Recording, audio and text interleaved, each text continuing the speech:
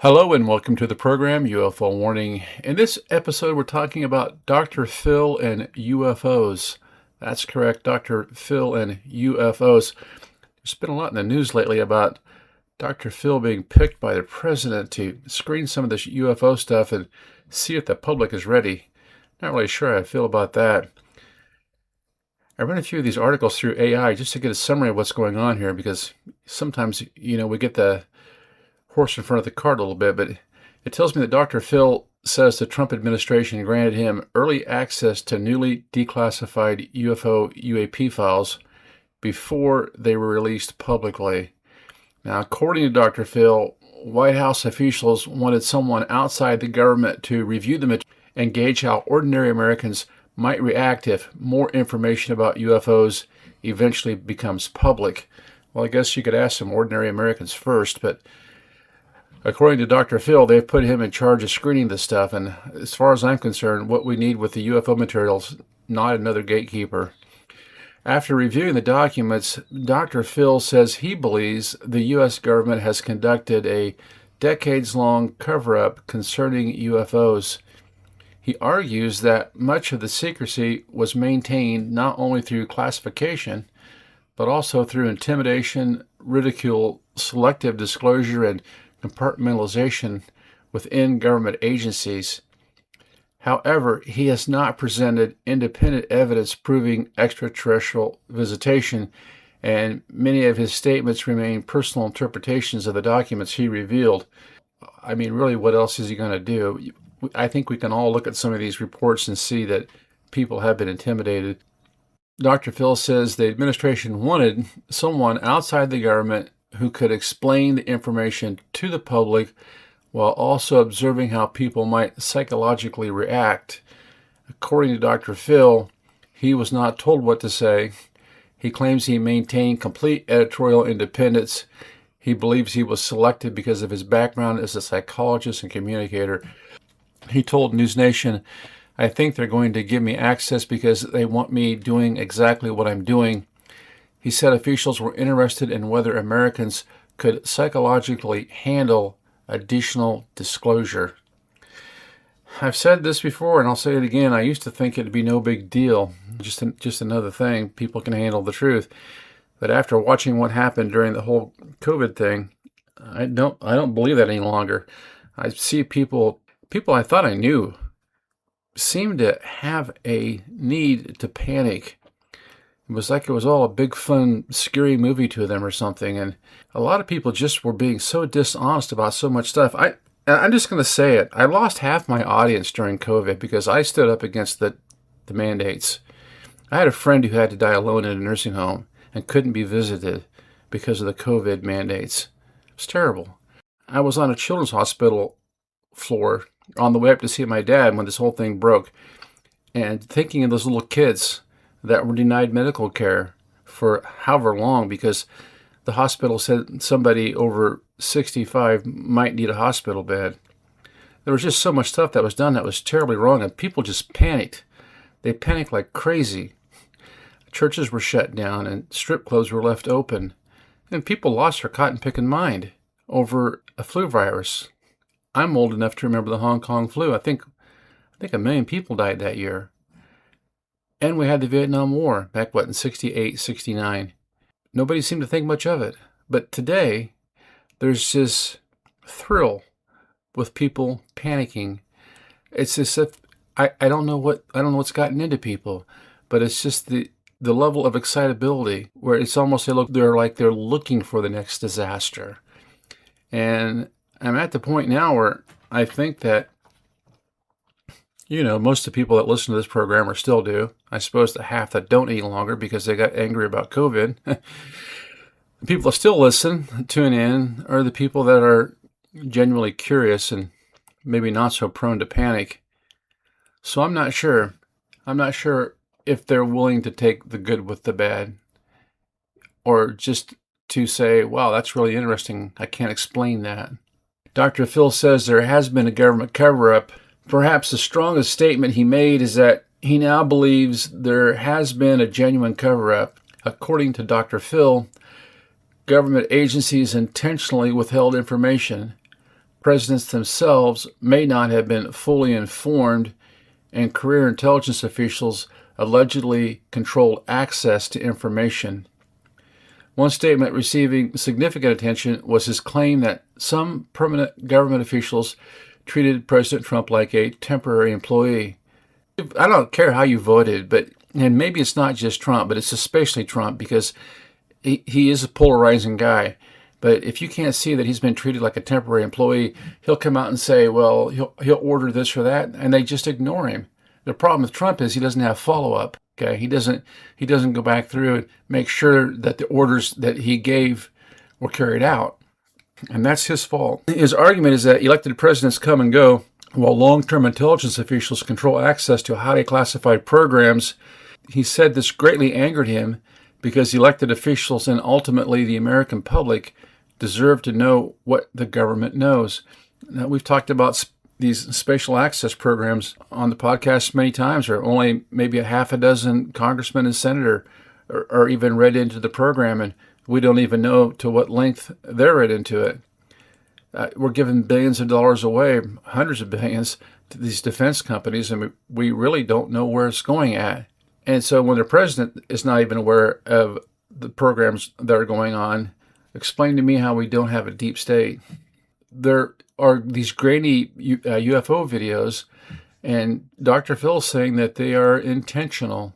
Now, the International Business Times article that I looked at, it expands on one of Dr. Phil's more controversial claims. And I don't even know what's controversial about this, but according to Phil, the military possesses much higher quality UFO footage. Videos released to the public are often deliberately degraded, and grainy imagery creates uncertainty and skepticism. If you've ever talked to anybody who's in the military, and this isn't classified stuff, but the level, you can go on Google Maps, for crying out loud. And I've done this myself. You can zoom in to your house. You can zoom into your yard. And if you have a garden hose lying outside on the day that picture was taken, it will clearly show the garden hose. We've all probably talked to people in the military that have seen these things, and they explain that. I had a friend of mine's brother years and years ago. He was in the Air Force, and he explained that they took them all in a room to showcase the equipment. This isn't classified stuff. This is common knowledge. And they would show a picture of the Earth zoomed into a city, zoomed into a town, zoomed into a beach or a yard, zoomed into a woman lying out in the yard there, and zoomed in close enough where you could just make out every detail. Let's leave it at that. That is the level of spying that they're capable of, and that is the level of spying that they're doing on us, and they have been for decades and decades now. It's floating around out there somewhere. It's a pretty famous former drug trafficker, did decades in prison. And the interviewer asked him why they weren't bringing in most of this cocaine by airplanes like they used to. And he said, well, it's simple. The radar, they have 3D radar now. He said, you can't go in under the radar. They've got you everywhere. He said, his exact words were, in effect, he said, they could see a periscope rising up from the surface of the ocean, 18 inches off the water. That's the kind of coverage they have. And you're going to tell me that these blurry videos that we get are all they've got? They've even admitted in the past that we had to dumb these down because we don't want the Chinese and the Russians to know how high a quality we have of imagery. So they're taking this stuff in 3D. So to me, that's not even a question. Dr. Phil argues that if crystal clear military footage were released, public reaction would be dramatically different. Well, they'd be forced to see what's really happening. Importantly, this is Dr. Phil's allegation, not something independently confirmed by the CIA or Pentagon. Well, you can say that, but we know that it's just common sense. Now, rather than focusing only on aliens, Dr. Phil repeatedly discussed the psychological consequences of disclosure.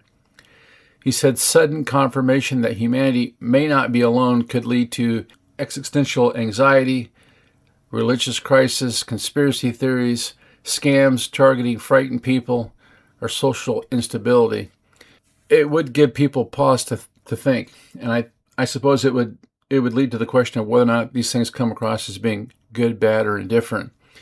As far as religious crisis goes, if people truly are committed to their belief system, seeing a UFO, having contact with a UFO, it's not going to cause a crisis. A person's going to be able to encompass that with their faith. But I think we have a lot of people that claim to be spiritual and really just get butterflies in their stomach once in a while. I mean, they're really not. They're really not committed to do anything. They don't show any kind of commitment to the community, to helping people. If you've had a loved one that's gone through some kind of a terrible ordeal with drug issues or mental illness or just whatever, you probably already know how quick people are to say, well, cut them off. Most people just don't care. I don't think it's going to affect people that are truly committed to their cause, whatever it is. But for people who are just pretending to belong to some kind of religious organization or philosophy, it could rock their world. Now, it talks about scams targeting frightened people. I think we're always going to have scams and social instability. I actually think social instability is the one that the government's worried about the most, and maybe the deep state. Because if people start to come to the realization that there's something bigger out there than our government, well, the dog always wants to follow the biggest human in the room, the one that takes care of them. And if people start to lose faith that their government can protect them from whatever these things are, yeah. And think about it. What if people start to put two and two together? Missing people in all these parks, these cattle mutilation things happening, some of these abduction stories, some of these unexplained alien implants. And there's a lot of negative stuff that's associated with these things. And if people start wondering what's holding these things back from being even worse, it could cause some social instability. I can see that.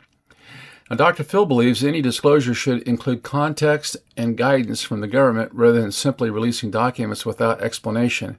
At this point, I don't know, Dr. Phil. Is there anybody in the government that we can trust? Because what I'm seeing here isn't guidance. I'm seeing controlled narrative.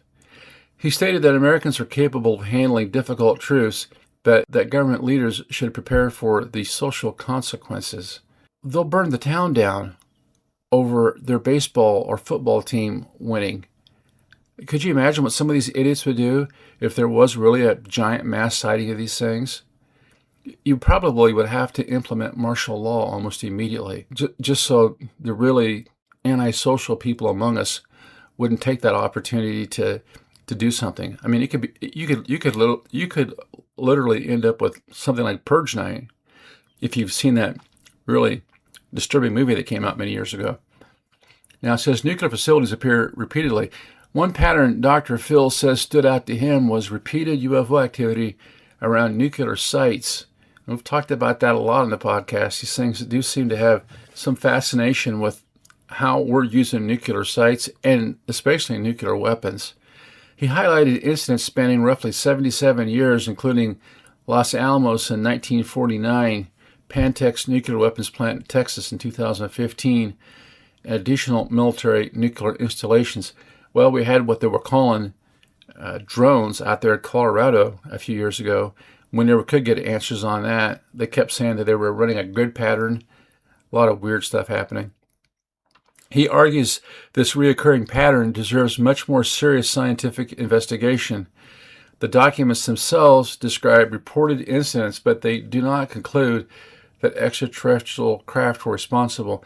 Yeah, well, if they weren't extraterrestrial, they had to be something at a government level, because these things were, you had too many big drones out there at the same time, making precise patterns, doing things, and they never found the guys. I mean, I remember in Colorado, they had that big investigation. People kept reporting seeing them, but they could never find the drone operators. During his presentation, now Dr. Phil did come out and he made a presentation on this whole thing. I guess you call it a press conference. And during that presentation, Dr. Phil pointed to several historical records that he believes demonstrate a pattern of secrecy. Just the fact that we keep getting blacked out documents demonstrates a pattern of secrecy. Among them, it says JANAP-146, a military communications regulation warning pilots against publicly discussing unidentified aerial phenomena. Violations could result in severe penalties. Nice. Project signed 1948, the Air Force's first official UFO investigation following Kenneth Arnold's sighting in Roswell. The Bollinger Memo, 1969, often cited by UFO researchers because it stated that national security-related UFO reports were handled outside Project Blue Book. Got that? They told you Project Blue Book was taking care of everything, but they actually had a secret project that was taking these reports. Australian Turner Report, a little-known intelligence report discussing what was described as an official facade of ridicule. Dr. Phil argues these documents collectively demonstrate institutional efforts to discourage public discussion. Now, forgive me, I can't think of the fellow's name, but remember the man up there in Wisconsin next to that ladies' college that saw the UFO, and he was just a working-class stiff, and they hounded him so bad. He said if he ever saw one again, he'd never report it. But I noticed that they never hounded any of the female students at that girls' college where the wealthy kids went to school at. But the poor working class guy, they made his life miserable. Trump's broader disclosure effort. According to administration officials, multiple agencies are participating. Documents are being released in stages. Agencies involved include the Pentagon, NASA, FBI, CIA, Office of Director of National Intelligence. Officials say additional releases are planned. You can see right here how this compartmentalization works against the president. He's got to fight these guys 7 ways to Sunday. He'll tell them to release something, they just ignore him. And they're working against him the whole time he's in there. If you follow James O'Keefe at all, he doesn't have to walk 10 steps in Washington, D.C. to find somebody who's happy to tell him how they're going to outlast the president and do things their way. We haven't been a free country since, 1913, 17, whatever year Wilson was in, and they created all these bureaucracies. Things had never been the same. The power was taken from the people and given to a bunch of bureaucrats. And even with these Supreme Court decisions that have come out saying the president has the right to fire these people, still doesn't seem like anything's happening. That right there is the cesspool, the sewer, the breeding ground for your deep state, these unaccountable government agencies.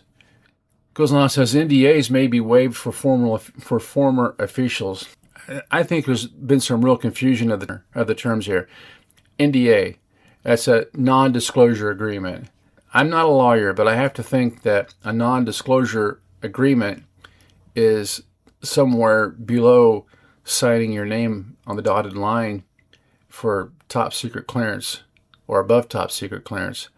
Fox News also reported that President Trump directed agencies to allow former employers and contractors with relevant UAP knowledge to come forward through official government channels without being blocked by prior non-disclosure agreements. Here's the problem. They're signing these agreements with who? These shadowy deep state programs, these SPAC programs that even the president's not even read into? Who's going to risk their neck for that? According to officials, this is not a blanket declassification. Well, there you go. Witnesses must still speak through designated government investigators. Information remains subject to review. The goal is to encourage testimony from former personnel while preserving classified information where required. Now, they're creating a gray zone where somebody could think they're doing the right thing and end up jammed up and locked up in a prison cell for the rest of their life.